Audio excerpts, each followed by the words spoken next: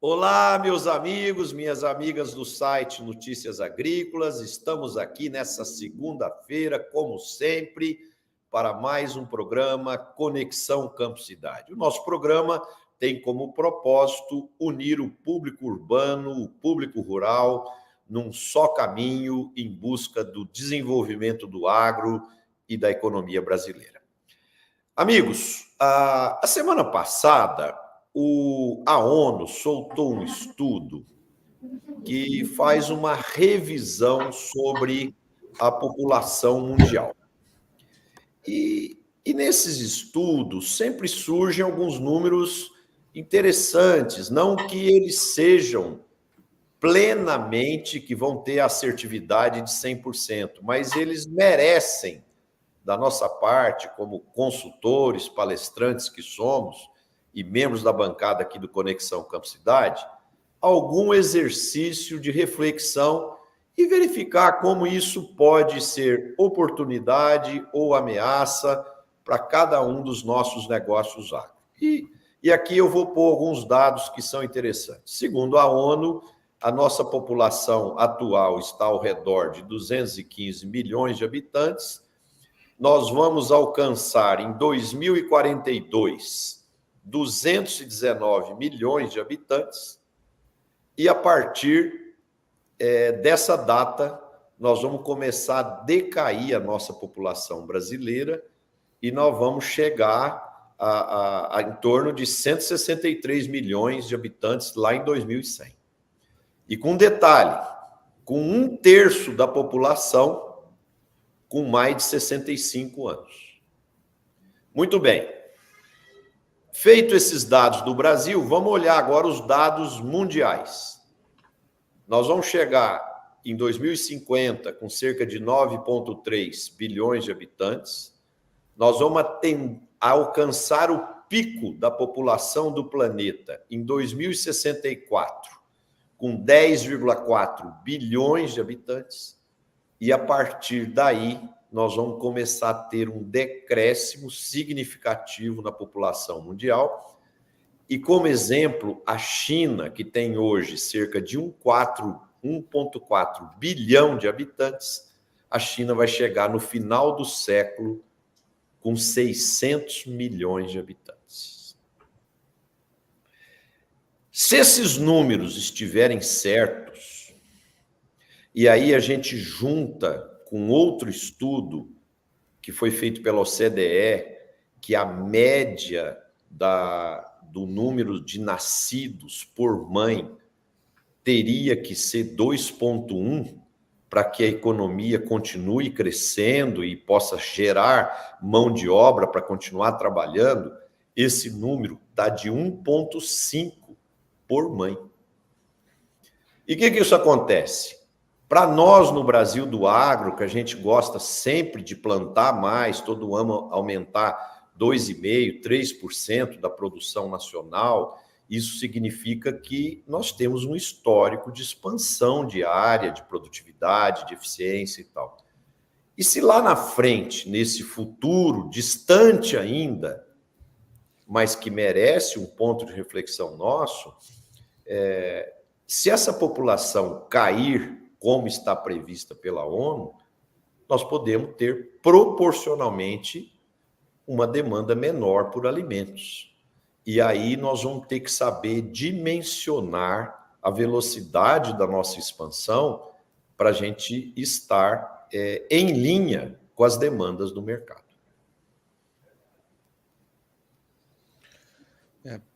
Perfeitamente, Marcelo. Boa tarde, Marcelo. Boa tarde, Tejon, meu querido amigo Tejon, ministro Roberto Rodrigues. Que bom estar com vocês nesse final de tarde, assim como toda a nossa audiência. Esses números que tu está trazendo, Marcelo, são ouro em pó. Muitas pessoas recebem esses números com um olhar de curiosidade. Não, esses números são estratégicos. E eu acrescentaria algumas outras peculiaridades a eles, se você me permite. Claro. Além de nós termos mais pessoas, olhando o horizonte de 2050, nós estamos tendo mais pessoas vivendo no meio urbano, que para nós é algo natural. Só que a população urbana passou a ser maior do que a rural pela primeira vez na história da humanidade em 2010. E hoje nós caminhamos lentamente, mas para um aumento da população urbana, ou seja, eu tenho mais pessoas no meio urbano que estão consumindo e eu tenho menos pessoas no meio rural produzindo. Isso exige ganhos de produtividade. Quando eu olho para aonde que estão crescendo as populações, nós vemos claramente que essa população está migrando, está caminhando, crescendo para países que são importadores líquidos de alimento. Ou seja, entre o que exporta e o importa mais que exporta. Logo, depende de terceiros países para completar sua dieta. Isso sabendo que o nosso mundo, né, a maior parte dos conflitos que aconteceram na história da humanidade se deram por comida, isto apresenta uma fragilidade com a qual as pessoas vão ter que lidar com ela. E, ao mesmo tempo, dá para o Brasil uma enorme uma oportunidade, mas também responsabilidade. Também muita responsabilidade sobre este cenário. E aí, olhando para os números do nosso país, Marcelo, nós ficamos...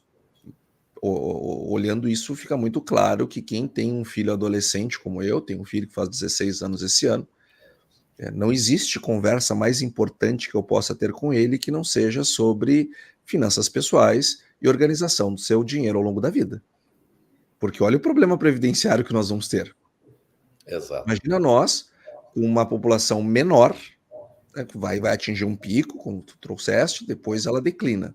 Exato. Só que esse período ele é marcado por uma mudança geográfica, de menos pessoas jovens e mais pessoas velhas. Exato. E a previdência ela se baseia, pelo menos a nossa no Brasil, pelo sistema de repartição simples, ou seja, a atual geração paga a aposentadoria da anterior e assim sucessivamente. Só que a atual geração, eu mesmo tenho um filho. Então, como a conta não fecha. E PET não paga imposto, não paga previdência. Então, as questões da organização financeira ao longo da vida dos jovens para ter uma previdência segura feita para si mesmo é um assunto fundamental, porque do contrário nós teremos mais velhos e mais pobres no futuro. Verdade. Tejon? Grande Roberto Rodrigues. Tá me ouvindo? Estão ouvindo? Sim, perfeito. Sim. Meu gaúcho amigo, que eu estava preocupado, que tipo de arte você faz? O gaúcho é uma arte em si, não se preocupe, viu, meu caro Antônio? Eu era arteiro quando criança. Meus caros amigos, assim, a renda média da terra é muito baixa. Você imagine, vai triplicar a renda média do indiano, vai triplicar, quadruplicar a renda média do chinês, e vai ter população nova em 8, 9 países, principalmente aí alguns da África, Indonésia, etc. Então, apenas 9 países, eu vi no estudo, vão crescer a população em si, e o resto é crescimento de renda. Crescimento de renda e de qualidade de vida. Então, vem um planeta com hábitos muito mais sofisticados. É muito mais caro viver hoje do que viver há 50 anos atrás. Tá certo? O custo, os meus pets. Cão, antigamente, comia o que sobrava. O pet é um negócio incrível hoje. Então, temos que olhar o seguinte: vai ter uma grande mudança de qualidade de vida para toda a população da Terra, porque 60% dela é miserável, é pobre, renda média de pequena. Então, vamos olhar o mundo não só sobre o ângulo da quantidade de gente, mas sobre o ângulo do acesso à renda para consumir muito mais coisas do que consome hoje, mais sofisticadas, etc. Então, vamos pensar também sobre as angulações todas de evolução da qualidade de vida humana na Terra, certo? Roberto? Bom, Marcelo, boa tarde a você, ao Antônio, ao Tejon, nossos internautas. Essa numerologia que você colocou, Marcelo, realmente é muito interessante e nos provoca a imaginação, né? e a razão. O Antônio colocou também essa questão brutal da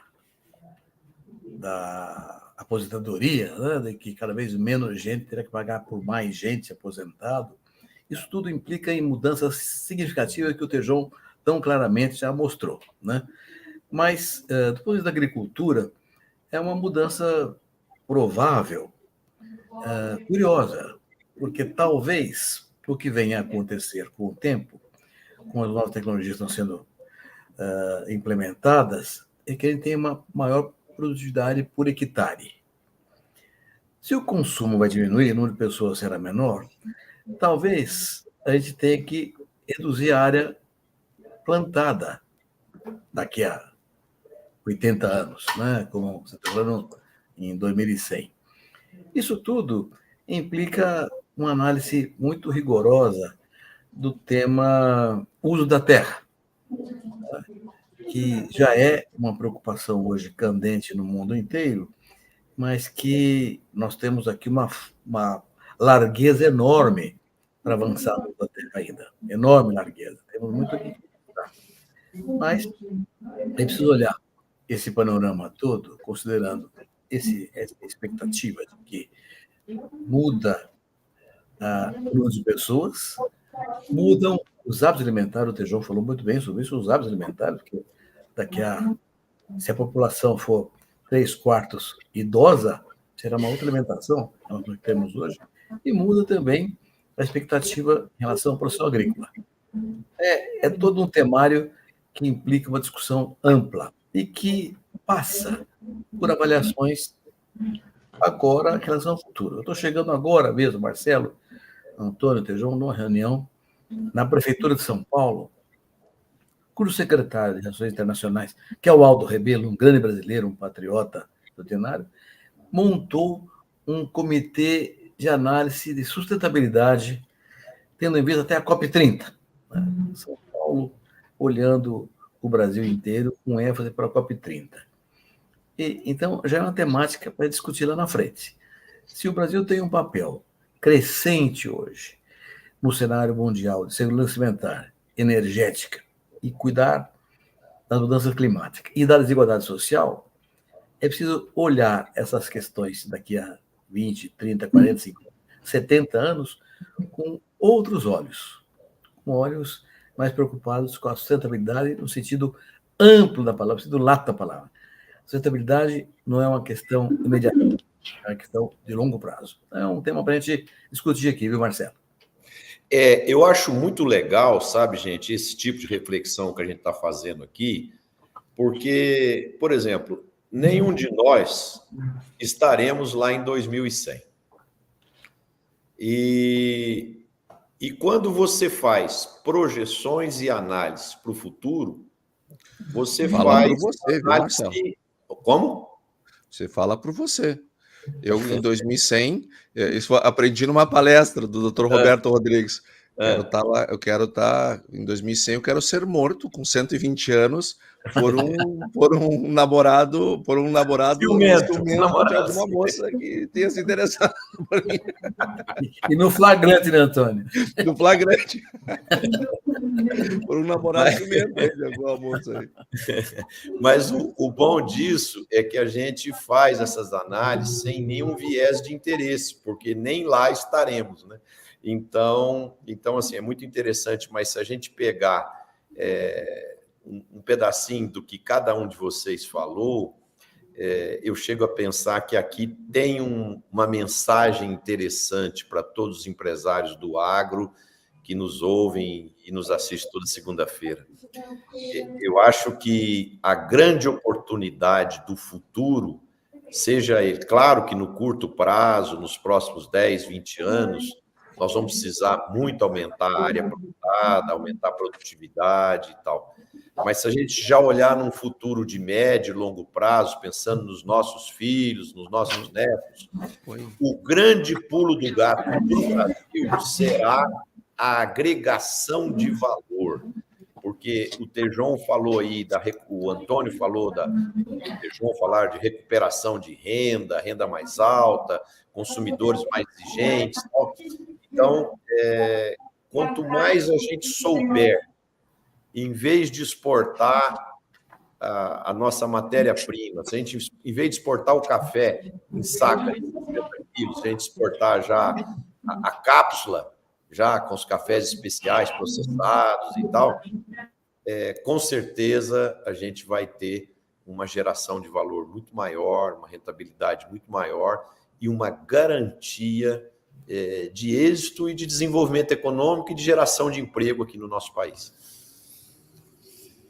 Mas isso aí, Marcelo, não é uma Coisa consequência fácil. de uma vontade da gente, não é a vontade sua, minha, do Antônio Tejão. Isso aí é um acordo internacional. Então, passa por difíceis negociações no nome da OMC, no nome da ONU e da FAO, para que os países desenvolvidos aceitem aquilo que é justo, nós agregarmos valor e temos um resultado industrial melhor do que temos hoje nas nossas exportações. Exato. Hoje, agora à tarde, eu estava lendo um estudo que comparava o desempenho da economia brasileira e da economia chinesa. E tem uns números interessantes que eu queria pôr na mesa aqui para a gente debater. Em 1980, a economia chinesa era 191 milhões de dólares e a economia brasileira, 191 bilhões de dólares e a economia brasileira era 300 bilhões de dólares. Em 2023, a economia brasileira é ao redor de 2 trilhões de dólares e a economia chinesa é 18 trilhões de dólares. Ou seja, nós éramos maior do que a China em 1980, 50% maior, e hoje nós somos 9 vezes menor do que a China. Aí vem um desafio. Por que eles conseguiram fazer isso em 43 anos? E por que nós não podemos fazer isso nos próximos 40 anos? Né? Então, só depende de nós. E lá na matéria falava que um dos principais fatores, aliás, 2 dos principais fatores foram os investimentos em infraestrutura e em educação. E lá compara, por exemplo, apesar de ter a população chinesa ser 7 vezes maior que a brasileira, a China forma 600 mil engenheiros por ano, enquanto o Brasil forma 40 mil engenheiros por ano. Quer dizer, então, nós somos 7 vezes menor que eles em população, só que eles formam 15 vezes mais engenheiros do que a gente. Então, tá aí números e a gente não vê, quando a gente abre os jornais, a gente não vê os nossos líderes municipais, estaduais, federais, discutindo melhoria de performance, evolução, desenvolvimento. As discussões são sempre políticas, acordos de partidos e etc., e a gente não vê ninguém preocupado com gestão, né? Tá aí os números que deveria provocar os nossos gestores, os nossos líderes a promoverem o Brasil para o Brasil poder ser uma mega potência econômica. Acho que o Tejão queria falar antes. Não, vai lá, meu caro Antônio, manda ver aí. Nós temos... os caras têm um planejamento brutal, planejamento gigantesco lá. Eu tenho um vínculo lá na escola francesa com um vínculo lá na China. Impressionante. Planos quinquenais. Aliás, Roberto, eu não sabia, mas um desenvolvimento de cooperativas brutal. Eles têm cerca de 5 mil cooperativas de crédito. Eu estou imaginando. Ou seja, é um tremendo planejamento. Planejamento, enfim, é o que o Marcelo está dizendo. A gente teria que ter um foco brutal no planejamento, porque este país daqui não é um país para ser de 2 trilhões de dólares, tá certo? Mas tem que ter um plano, é um plano Estado efetivo. E imagino lá quem não cumpre, o que acontece. Então, é uma gigantesca diferença. Eu acredito, Marcelo, que um problema complexo, ele nunca tem uma solução simples, né? Nunca a solução é trivial, ela sempre tem múltiplos aspectos. E eu não tenho dúvida também que a questão do planejamento que o Tejon traz, ela é central, né? Nós não temos planejamento. O Brasil é um país que não sabe o que quer do mundo, né? Nós somos isso é uma característica brasileira, nós não temos uma agenda para o planeta, não temos, e nós tampouco sabemos o que nós queremos do planeta para nós, a gente não sabe. Aquilo que os americanos falam muito, né? Os interesses americanos, seja democrata, seja os interesses dos Estados Unidos, os interesses da Rússia, os interesses da China, os interesses da Alemanha, os interesses da Inglaterra, a gente não sabe quais são os interesses do Brasil. Se perguntar para um grupo político é um, perguntar para o outro é outro, e geralmente enxerga só a distância do palmo, né? A gente não consegue fazer um olhar mais longo por falta de planejamento. Mas também nós temos outros aspectos que a gente precisa avaliar. Em primeiro lugar, vamos lá. Nós sabemos que nós temos uma tendência de dobrar a nossa produção agrícola até 2035, pelo ritmo de crescimento que a gente vem fazendo até aqui. Isso nós estamos falando aí de 11 anos. Quem é que está preocupado com a infraestrutura para isso? Quem é que está preocupado na construção de uma infraestrutura para 600 milhões de toneladas? Quem é que está pensando nisso hoje? Porque, na verdade, a gente não tinha que estar pensando, a gente tinha que estar executando, porque são obras imensas, que vão levar muitos anos para serem feitas. E nós não estamos sequer as planejando, quem dirá as executando. Vai dar problema em 2035. E se nós fizéssemos as obras apenas para atender a demanda do agro, só para atender a demanda do agro, o Brasil podia estar crescendo aí 5, 6, 7% ao ano, à base de investimento, de indústria e construção civil, só para fazer obras para o agro. Ou seja, não é nem pensando no futuro, é só para atender o hoje. Nós já poderíamos estar crescendo bem mais. Educação, eu sinceramente acredito que ela não causa desenvolvimento, ela é o desenvolvimento. Um povo mais educado, melhor ensinado, educado e aculturado, que são 3 coisas distintas, isto é o desenvolvimento. E isso se faz com muitos recursos, não tenha dúvida, mas com foco. O exemplo chinês, eu acho que ele é um exemplo que ele nos ensina muitas coisas, mas tem outras que talvez a gente não queira abrir mão das nossas liberdades para ter o crescimento que eles tiveram e para fazer as coisas do jeito que eles fizeram. Eu gosto mais da Coreia do Sul. A Coreia do Sul me parece ser um exemplo mais parecido com uma sociedade ocidental, com determinados valores que nós estamos acostumados e privilegiamos. Tu falaste dos engenheiros, mas quantos desses engenheiros que o Brasil forma estão lá no mercado financeiro?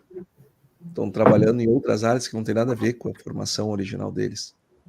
Então, nós somos um país cheio de disfuncionalidades.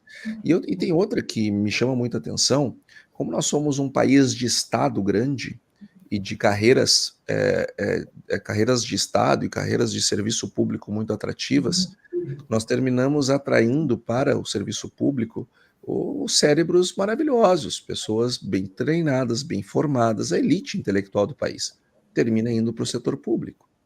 E isto vai nos gerando problema de crescimento, porque o crescimento não acontece no setor público, ele acontece no setor privado. Então, quando eu tiro uma pessoa muito bem formada para fazer um trabalho no poder público, ele termina não participando diretamente da produção e da produtividade, do aumento de produtividade. Isso desemboca em menos crescimento econômico. Então é uma série de coisas que a gente faz para muito mais do que um programa para debater. Agora, eu não tenho dúvida que a falta de foco naquilo que a gente é bom, nós ficamos sonhando em fazer aquilo que a gente não tem, em vez de fazer direito aquilo que a gente tem. Nós temos um enorme do agronegócio, queremos torná-lo maior ainda. Isso, como é que eu faço para crescer a economia a partir desta matriz, sem desprezar as demais? Infraestrutura, pensar na agregação de mais valor, porque nossa produção tem bastante valor agregado, mas como é que eu agrego mais valor? Como é que, no que se tem que investir? E aí começar a mobilizar crédito, etc. Tudo é função da iniciativa, mas a iniciativa parte de um plano. E às vezes a gente parece que não tem plano nenhum, né? Cada um por si, Deus por todos, e vamos ver, e vamos no que diz o Zeca Pagodinho, né? Deixa a vida me levar, vida leva eu. E meio ambiente, Antônio, meio ambiente, biometano, tem aí uma oportunidade brutal, mudança climática. Não, o que eu tenho de oportunidade nesse planetinha aqui é brincadeira. Não há dúvida. Roberto? É uma discussão que a gente precisava ter um pouco mais intensamente, né? As colocações do Antônio sempre são muito provocativas e muito lúcidas, né? O que nós vamos fazer, por exemplo, em termos de estratégia? Logística e infraestrutura é fundamental. Acordo comercial. Nós podemos produzir 500 milhões de toneladas de grãos? Podemos produzir muito mais caro? Podemos. Vamos vender para quem? Então é importantíssimo ter acordo comercial que garanta o escoamento. Não adianta nada você ter uma produção grande, uma estrutura grande, se não é quem compre. Então é fundamental que haja acordo comercial que estabilize um processo de exportação, agregando valor, como o Antônio também colocou aqui. Em vez de exportar milho ou soja, quero exportar o frango, o queijo com milho embutido lá dentro, o café, como o Tejão falou, com a cápsulazinha e não um saco de café verde. Tudo isso implica uma estratégia que tem que ser integrada. Vamos discutir acordo comercial, vamos discutir infraestrutura logística, acordo comercial, tecnologia, renda no campo, sistema de seguro funcionando, uma estratégia ampla, com vários capítulos, como se fosse um pacote de medidas cujo papel de embrulho seja sustentabilidade, como o Tejão mais uma vez assinalou aí. Então, tudo isso implica planejamento estratégico.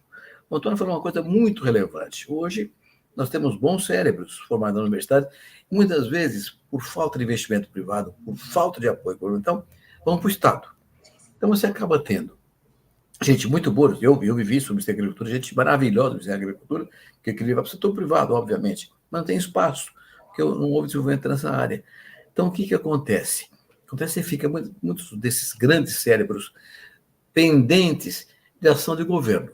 Só que ação de governo, muda o ministro, muda o secretário, e resolve tudo de novo, fazer outro planejamento, outra visão, tudo de curto prazo. Falta uma estratégia de longo prazo, que olha a coisa nos próximos 20, 30, 40 anos, e a gente estabeleça processo de educação, de infraestrutura logística, de acordos comerciais, de tecnologia, todo tema de ação do Estado, apoiando o setor privado para que essa coisa funcione. Gente tem, dinheiro tem, não tem estratégia. Então é um tema que o Tejão vive repisando e eu concordo inteiramente com ele. É preciso montá-la. E a base é a educação. O Tejão, como que você viu esses primeiros, você e Roberto e o Antônio, como que vocês viram essa primeira rodada já aprovada lá na Câmara dos Deputados sobre a reforma tributária e os impactos diretos e indiretos no agronegócio?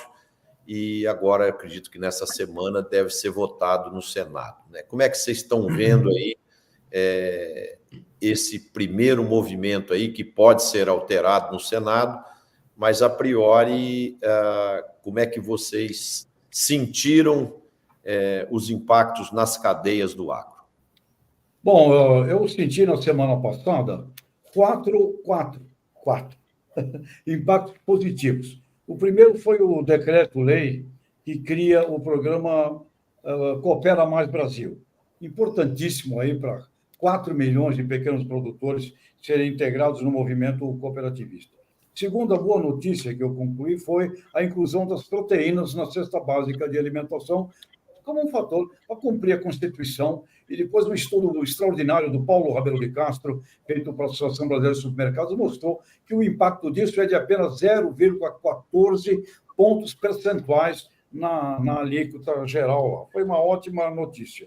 A terceira, o Roberto fez um artigo nesse domingo no Estadão, que é a aprovação do ato cooperativista. Tá certo? Depois eu acho que o Roberto pode explanar isso mais. E o quarto assunto que eu gostei muito foi no Plano Safra do Renova Agro, que é uma janela aberta para o desenvolvimento do agroambiental, que é aquele que vai aí a esse nosso futuro. Nós vamos ter a agregação de valor, também será baseada na qualidade da originação. A originação também vai virar uma agregação de valor. Então, esses 4 fatos eu destaquei e queria até convidar todo mundo. Agora, no dia 25 de julho, vai ter, em São José dos Campos, no Parque Tecnológico, lá, um encontro sobre mudanças climáticas do ponto de vista de energia e de agronegócio, que é o ENSEA. Portanto, são essas 4 coisas que eu considerei notícias positivas da semana passada. Roberto? Eu vou deixar para o Antônio fazer uma análise sobre a agricultura de maneira geral, mas eu concordo com o Tejon que a agricultura teve uma vantagem no tema cesta básica. Embora seja um tema discutível, teve uma vantagem na questão da carne. Eu pedi para o Antônio olhar melhor a questão da agricultura de maneira geral. Vou concentrar um pouco mais a ação no cooperativismo. No cooperativismo, há uma questão muito relevante, que é o ato cooperativo. O que é o ato cooperativo? O ato cooperativo é a relação entre a cooperativa e o seu cooperado. Quando o cooperado compra uma coisa da cooperativa, está fazendo um ato cooperativo. Quando ele vende para o seu cooperativo, ele está fazendo um ato cooperativo. Qual é o problema do ato cooperativo? O ato cooperativo, o cooperado é dono da cooperativa, ele é agente da cooperativa, é dono do consumidor e mutuário. Quando ele compra alguma coisa da cooperativa, um adubo, uma máquina agrícola, um semente, está comprando dele mesmo. Portanto, não faz sentido que haja um imposto sobre esse ato. A cooperativa paga imposto, o cooperado paga imposto. O ato cooperativo é entre o cooperado e ele mesmo, quando ele compra uma cooperativa. E no mundo inteiro, esse negócio é isento de tributação. Esse tema já era tratado na Constituição de 88. Na Constituição de 88 há um artigo que diz claramente na área tributária: o ato cooperativo precisa ter o tratamento adequado, um tratamento tributário adequado. Portanto, era fundamental que ele fosse discutido na reforma tributária mesmo. E foi discutido longamente, houve uma ampla discussão. Eu não entendi o que é ato cooperativo, o que é que o sujeito não compra de uma loja e também não tem tributação no ato. Porque ele não é dono da loja, ele é apenas mutuário da loja. Então, o cooperativismo tem essa vantagem importante, que tem a ver também, Tejon, com o aspecto de crédito. O crédito é a mesma coisa. Quando o cooperado... O que é o dinheiro do cooperativo? O cooperado deposita lá. Então, é o dinheiro dele que é emprestado para ele mesmo, para os seus companheiros, seus iguais. Portanto, não tem cabimento tributar esse ato cooperativo. Então, foi uma importante discussão e uma coisa justa que acabou colocando o cooperativismo em linha com o resto do mundo. O ato cooperativo não pode ter tributação. Ainda falta chegar no imposto de renda, que nós chegamos lá ainda, é uma outra discussão que tem que ser feita mais à frente. Mas foi uma grande vitória da Frente Parlamentar do Cooperativismo e da OCB. Trabalharam integrados para que essa coisa fosse compreendida conceitualmente e o ato ficasse dessa forma colocado.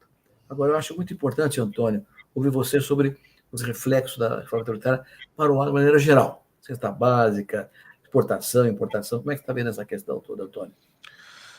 Ô, ministro, primeiro eu acho que a gente precisa, para olhar a reforma tributária, a gente tem que pegar alguma distância das questões político-ideológicas. Porque o presidente do turno, ele tem os seus adoradores e seus detratores, e o anterior também os tem, e parece que se mistura um pouco no assunto da reforma tributária. Eu acho que primeiro lembrarmos que a reforma tributária ela é um ato do Congresso Nacional. Ela não é do governo A nem do governo B, é do Congresso. E ela começou em maio de 2019. Então nós tivemos muito tempo de discussão e de amadurecimento. Quando o texto foi proposto por um think tank, que era o CECIF, o Centro de Cidadania Fiscal, nós tínhamos um arcabouço de ideias para se transformar o nosso sistema tributário em algo ótimo, baseado nas melhores práticas internacionais e naquilo que a teoria econômica valida como algo que traz prosperidade e atividade econômica. No entanto, nós somos uma democracia, nós somos um país livre, que é maravilhoso, mas, por outro lado, dá chance de uma série de interesses serem discutidos, e temas que são óbvios para quem os entendem também são passíveis de discussão, como o caso do ato cooperativo, que foi amplamente discutido. Não tinha nem que ser discutido, tinha que ser só assinado, porque é uma obviedade. Assim como dividendos, né? As pessoas, mas vai isentar dividendos. Não, não, não. Não está isentando dividendo. É que a empresa recolhe os impostos para que a Receita não tenha que cobrar de cada um deles. Então não é que depois é repartido após o recolhimento dos impostos. Então essas questões ainda nós temos muito a amadurecer. Mas o debate ele é muito bom, ele é muito interessante. Só que aquilo que é ótimo vai ficando bom e depois vai ficando algo bom, nada mais que bom. Nós perdemos a chance de fazer algo ótimo. Aliás, Roberto Campos já nos ensinava, né, que o Brasil nunca perde uma oportunidade, perder uma oportunidade. Nós perdemos a oportunidade de fazer algo ótimo para acomodar interesse aqui ou acolá. Mas, sinceramente, eu estou otimista. Eu acho que vai ser muito melhor do que nós temos, porque o nosso sistema de 193 sistemas existentes no mundo, o nosso é o 6º pior. Então, nenhum de uma economia do tamanho da nossa é tão ruim assim. Então, eu acredito que nós avançaremos. E no agro, nós também teremos um avanço. Mas o produtor vai pagar imposto sobre o defensivo? Vai. Vai pagar imposto sobre o fertilizante? Vai. Vai pagar imposto sobre as manutenções das máquinas, o serviço também, sobre tudo? Vai. Mas hoje ele paga. Hoje ele já paga, só que ele não percebe. Porque ele está fora do sistema de débito e crédito da Receita. Agora não. Agora o produtor vai recolher o imposto e vai receber todo o crédito do imposto que pagou, porque esse imposto ele tem que ser cobrado lá no destino e não na origem. Então, para nós, do agro, nós vamos ter uma vantagem em relação a isso. Porque deram essa vantagem? Não, porque o simples fato de organizar o sistema já nos beneficia. Nós somos prejudicados pela desorganização. E isenção de cesta básica, eu, Antônio, tenho críticas a ela, porque a isenção da cesta básica ela isenta para as pessoas mais pobres, que é o endereço da isenção, e para as pessoas mais ricas, porque as pessoas mais ricas também consomem arroz, também consomem feijão, só de um jeito diferente, mas elas também consomem. Então, são benefícios que são discutíveis. Agora, o fato é que a redução das tarifas ou isenção na cesta básica ou redução dos preços dos alimentos, elas não são para o agro, elas são para os consumidores. E isto precisa ficar claro.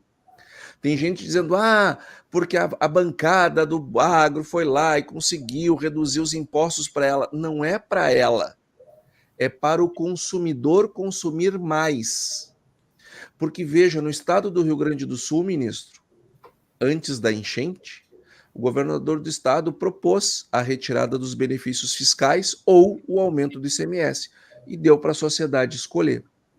E muita gente disse, não, mas vamos tirar esses benefícios fiscais desses empresários, esse pessoal do agro, não sei o quê. E aí, então, se caminhou por essa rota. Só que depois o pessoal vai ver, mas então quer dizer que o arroz vai ficar mais caro para mim? Vai. O leite vai ficar mais caro para mim? Sim. O feijão, a carne, tudo isso vai ficar mais caro para mim? Não, mas então sou eu que vou pagar a conta? Sim. Porque o benefício fiscal não é para eu produzir mais, é para te consumir mais. Então, num país pobre como o nosso, ter incentivos para as pessoas terem uma alimentação mais ampla, mais vasta, mais farta, é algo necessário neste momento que nós vivemos. Daqui a 30 anos, quem sabe não, mas hoje ela é necessária. Então, esses benefícios de menor tributação sobre os alimentos, honestamente, não me parecem ser endereçadas ao agricultor, ao industriário do agro ou os prestadores de serviços do agro. Eles são endereçados para que o preço final do produto seja mais barato e as pessoas possam consumir mais e melhor alimentos.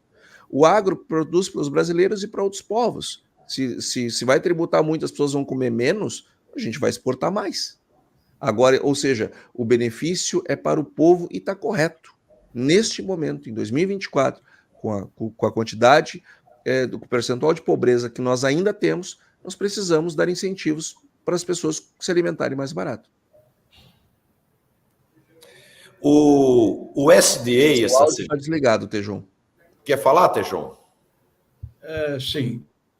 Você acabou de dizer, é perfeito, porque eu descobri que o grande documento que foi levado ao Ministério da Fazenda foi pela Associação Brasileira de Supermercados, interessada exatamente no consumo, que foi o Paulo Rabelo de Campos que fez. Ou seja, é isso mesmo, é para o consumo. Antônio, perfeito. Essa semana agora, o SDA americano fez o seu relatório mensal de previsão de safra e isso é um mero balizador para que todos os empresários mundiais, sejam eles vendedores ou compradores, possam compreender como é que está o andamento das coisas, né? Para que cada um faça melhores escolhas. Isso não deve ser visto como verdade absoluta e nem algo que não vai acontecer nada daqui até lá que possa alterar para cima ou para baixo esses números. Mas eu aprendi na faculdade que pior do que um mau planejamento é não ter nenhum, né? Então, vamos lá aos dados. Segundo o USDA, a safra 24-25 de soja, que no relatório anterior era de 422 milhões de toneladas, teve uma ligeira queda e vai ser agora de 421,8 milhões de toneladas. A safra brasileira foi mantida com 169 milhões de toneladas, ou seja, algo ao redor de 22 milhões de toneladas a mais que foi produzido esse ano. Em paralelo a isso, eu li agora, um pouquinho antes do programa, um relatório das safras e mercados, fazendo uma previsão de 171 milhões de toneladas, ou seja, 2 milhões a mais do que o USDA. E segundo as safras e mercados, se os números acontecerem assim, o Brasil produzindo essa quantidade, a Argentina fazendo 51 milhões de toneladas, os Estados Unidos 120 milhões de toneladas, que existe espaço para uma queda de preço de R$20 por saca. Repito, não somos nós que estamos dizendo isso. Consultorias especializadas e o USDA. Agora, você, empresário rural que está nos assistindo, que está nos ouvindo, você tem que pensar o seguinte: daqui para frente, tudo que eu consegui em janelas de oportunidade, porque o dólar subiu muito, porque teve uma alteração, ou teve um fato relevante e tal, eu tenho que fazer uma boa média de comercialização. É o que a gente fala aqui, quase todo mês a gente bate nessa tecla. Só que tem gente que fica bravo. Ah, vocês estão falando isso porque quer que o preço caia. Ninguém quer que o preço caia. Aqui ninguém quer que o preço caia. Nós queremos que o preço suba, mas nós temos a obrigação de colocar os dados para que vocês estejam informados e possam fazer boas escolhas e tomar boas decisões. Antônio? A gente nunca pode, Marcelo, ajudar os produtores a fazer o preço subir, mas a gente pode ajudar eles a tomar as melhores decisões dentre todas as possíveis. E o que você está fazendo nesse momento é um serviço, porque a realidade é esta. Gostemos ou não gostemos, ela é esta. Lá na AgroMoney, na minha empresa de consultoria, todos os nossos clientes já estão cientes desse cenário. Nós já passamos há muito tempo, porque este é um cenário que não está dado, porque a safra precisa ser plantada no hemisfério norte, precisa ser plantada no hemisfério sul, tem muita coisa para acontecer, sim, mas nós não podemos colocar os nossos negócios na mão do imponderável. nós temos que olhar para nossa estrutura de custo e buscar a maximização do resultado dentro daquilo que é possível. Isso é assim que todo empresário age, e o produtor rural não é diferente. E, aliás, nós já discutimos isso em programas anteriores. Eu estou preocupado com o ímpeto de crescimento de área plantada que nós estamos dando no país. Talvez a gente precisasse dar uma parada para respirar, diminuir um pouco o pé do acelerador, que talvez esteja muito pesado. Nós estamos aumentando a oferta global, sem que a demanda global, que está sim crescendo, acompanhe a velocidade que nós estamos fazendo. Nós não somos mais um paizinho qualquer em agronegócio, nós somos um país importante, nós somos o maior exportador numa série de produtos. Então nós temos que também saber lidar com o lado da oferta. E nós talvez estejamos muito afoitos no crescimento de área, e aí a conclusão é que terminamos vendendo mais barato, podendo ter produzido menos, com menor custo, mas ter vendido a um preço um pouco mais alto. Isso é algo que nós vamos ter que aprender a fazer nos próximos anos. Roberto? Esse tema não é só para a soja, não. O Antônio tem toda a razão. Não é só para a soja. O milho é a mesma coisa, o algodão é a mesma coisa. Há um cenário global de equilíbrio entre oferta e demanda, uma vantagem superior para a oferta. Significa um aumento dos estoques mundiais. Se os estoques mundiais aumentam, e é disso que depende o preço da agricultura, a tendência é de que não haja aumento. Não vou dizer que vai diminuir o preço, mas a tendência é de que não aumente o preço. Então, precisa estar todo mundo com barba de molho, fazer aquilo fazer a vida inteira aqui, né, Marcelo? Olha, faz média, faz uma coisa bem equilibrada, vê quanto vai custar para você, vê quanto vai ser o preço médio praticado no mercado, para tomar sua decisão, com a melhor tecnologia, com o melhor padrão técnico, para não perder dinheiro. R$1 por cada saco de soja, R$1 por cada saco de milho, é um prejuízo que não volta mais. Tejon? Bom, meus caros, é a história velha do bom senso, não colocar todos os ovos na mesma cesta. Do que eu tenho andado pelo país, eu vejo, o agricultor não pode ter uma commodity só. Tem opções extraordinárias de integração lavoura, pecuária, floresta. O Brasil importa trigo, o Brasil importa borracha, o Brasil importa cacau, o Brasil importa alho, o Brasil importa frutas, o Brasil importa peixe. Tem um monte de coisa para fazer. Agora, se quiser botar todos os ovos aí, porque a soja foi a R$200, esperando que ela continue a 220, é piração, como, aliás, o Antônio também fala, Roberto, Marcelo. Aliás, eu passei a usar uma frase do Antônio sábia: produtor não quebra na baixa, quebra na alta. Antônio, é genial essa. Você falou do cacau, né? Houve uma redução de recebimento de cacau nas indústrias no primeiro semestre de 37%, né?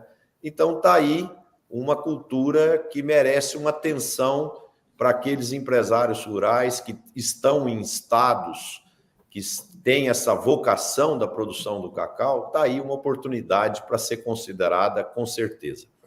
Antônio, aí no Rio Grande do Sul está ocorrendo uma certa mobilização dos agricultores para fazer algumas reivindicações, tanto para o governo estadual quanto para o governo federal.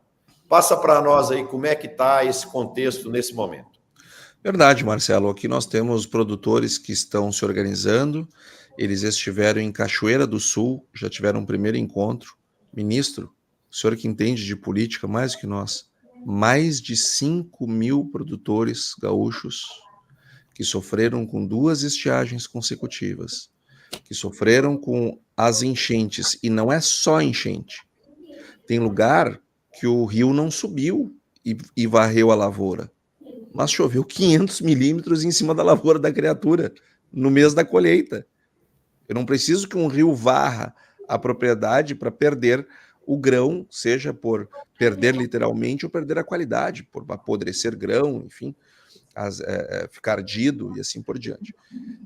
Esses produtores, pela falta de uma resposta mais contundente no primeiro momento do governo e as preocupações, levaram essas pessoas a se organizarem, um movimento limpo, um movimento democrático, apartidário, não apolítico, porque eles são políticos, eles estão buscando algo para o setor, com política setorial, mas sem partidarismo, um grupo de pessoas ordeiras, e foram 5 mil pessoas. E nesta sexta-feira, lá em Rio Pardo, lá no local onde é construída, onde é feita a Afubra, a Expoagro, a Fubra, eles estão esperando 10 mil produtores. E é um movimento que está crescendo e que começam a aglutinar também empresários de outros setores. No Rio Grande do Sul, em maio, foram destruídos 22 mil postos de trabalho. Se o governo tivesse feito copia e cola do que foi feito na pandemia, nós não teríamos perdido esse monte de empregos. Então, nós temos um monte de empresários que estão sem condições de se reconectar com a capacidade de produção. E isso está gerando um ambiente de contestação, mas dentro das 4 linhas, de maneira democrática, de maneira ordeira, respeitosa, mas com cobrança. E os produtores estão bastante focados, e nós sabemos como começou o tratoraço, como começou o caminhonaço, e foi desse jeito. Agora, o próprio presidente Gedeão esteve conversando com o ministro Fávaro, e nós estamos aguardando para os próximos dias. O ministro deve vir ao estado do Rio Grande do Sul e já trazer, se não respostas definitivas, mas pelo menos encaminhamentos mais concretos que deem uma tranquilidade para as pessoas, porque, do contrário, nós só vamos ver esse movimento escalar, que é um movimento espontâneo dos produtores vindo da base, com muita organização e legitimidade, porém da base, e para reivindicar aquilo que eles entendem como é o correto, e nada mais do que correto dar atenção a essas pessoas que vêm de 2 estiagens consecutivas e mais uma enchente. Antônio, uma pergunta política para você, se você puder me responder. Foi criado um ministério para resolver as questões dramáticas do Rio Grande do Sul. Inclusive, o ministro da Comunicação foi para esse ministério. Como é que está esse ministério? Está criando coisa? Está acontecendo alguma coisa, Antônio? Nisso, sendo muito honesto e sem nenhuma pretensão de estar certo, né? Mas a sensação que dá é que foi entregue uma caneta para o ministro sem dar a tinta. Porque o ministro Paulo Pimenta, ele não tem ele tem uma capacidade de articulação, mas ele não tem uma capacidade de definição. Então, ele pega os pleitos e leva para ser discutidos, enfim, ele termina sendo uma pessoa que abre portas para o debate. O problema é que nós temos pressa, nós perdemos ações, né? Ações. Você precisa de um centroavante, não de um meio-campista, né? Exato, e nós não estamos vendo isso. Foram 22 mil postos. Isso aqui está acontecendo no Rio Grande do Sul, nós estamos perdendo a coisa mais rica que nós temos, que é o nosso povo, que é nós mesmos, como qualquer estado. Qualquer estado, a sua maior riqueza é o seu povo. Claro. Ou seja, não é uma exclusividade do Rio Grande do Sul. Todo estado que ele tem de melhor e maior é o seu povo, porque é ele que produz, é ele que gera a riqueza. Nós temos visto pessoas altamente qualificadas, que vão na sua empresa, que trabalham, perguntam lá, Roberto, meu chefe, como é que está a situação aí? Olha, Antônio, nós estamos aqui nessa situação que tu está vendo aqui, estamos aguardando, né? Estão dizendo que vai vir e tal, mas não veio, mas e tu veio e tal, estamos esperando, estamos ansiosos, e a pessoa olha assim, mas eu tenho ali uma mulher, eu tenho 2 filhos, eu tenho um marido, enfim, e nós precisamos nos manter funcionando. Tá? Tem uma empresa lá em Santa Catarina, lá no Paraná, lá no interior de São Paulo, enfim, que tem uma empresa parecida com essa que eu trabalho, eu vou mandar meu currículo, e as pessoas estão indo embora. Né? Então, pela falta de decisões concretas e ágeis. Por exemplo, a definição que daria 2 salários lá mínimos para as pessoas a partir para não demitir, isso veio depois de maio. né? Aí o ministro do Trabalho lá, com questões ideológicas sobre fazer as suspensões temporárias de contrato de trabalho, enfim, mas aí vai precarizar, mas mais precário do que já está. Coisas que foram feitas na pandemia que salvaram milhões de empregos. Então, e o Rio Grande do Sul está saindo da mídia, o que é normal, né? Ninguém vai ficar discutindo o problema do Rio Grande do Sul eternamente, as pessoas precisam viver suas vidas, e só que isso está nos prejudicando, porque as pessoas não estão tão atentas ao que está acontecendo, e nós estamos vivendo o pior dos mundos, que é a falta de ação concreta. Isso é muito importante, esse movimento legítimo do Rio Grande do Sul, porque em democracia, pressão funciona. Então, tem que ter pressão. Está de parabéns, Rio Grande do Sul, mais uma vez.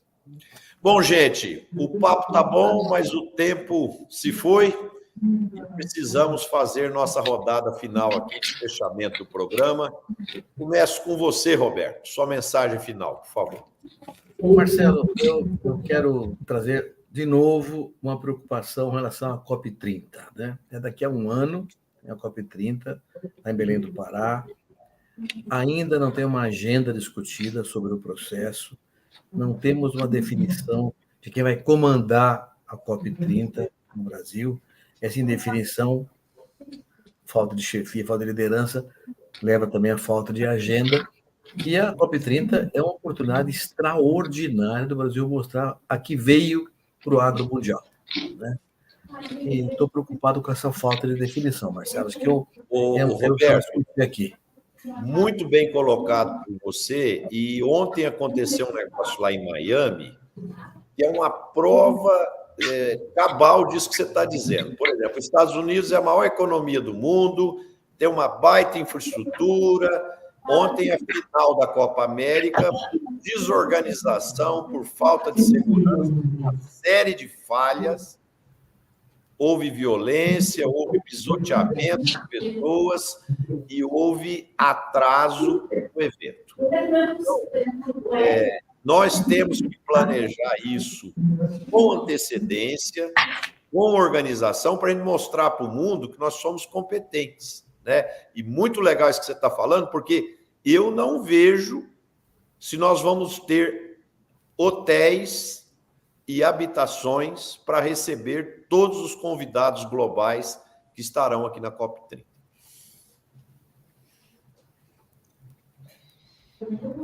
Antônio? Bom, no meu minuto final, eu quero saudar todos os produtores que estiveram lá em Cachoeira do Sul, em particular, e convidar a todos para se fazer presente agora lá na Expo Agroafubra, no Parque da Expo Agroafubra, em Rio Pardo, para que os produtores defendam os seus pensamentos de maneira democrática, de maneira ordeira, como já foi, mas que compareçam a este evento, porque ele é muito importante para as definições não só do agro brasileiro, mas do Estado de uma maneira geral.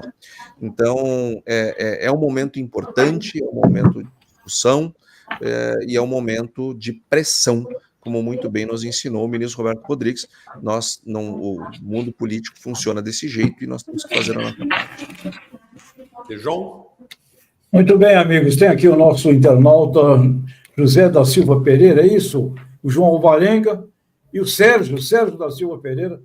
Obrigado por estar aqui com a gente. Olha, fantástico aqui o nosso programa e nós precisamos cada vez mais mostrar aquilo que está acontecendo de forte no Brasil.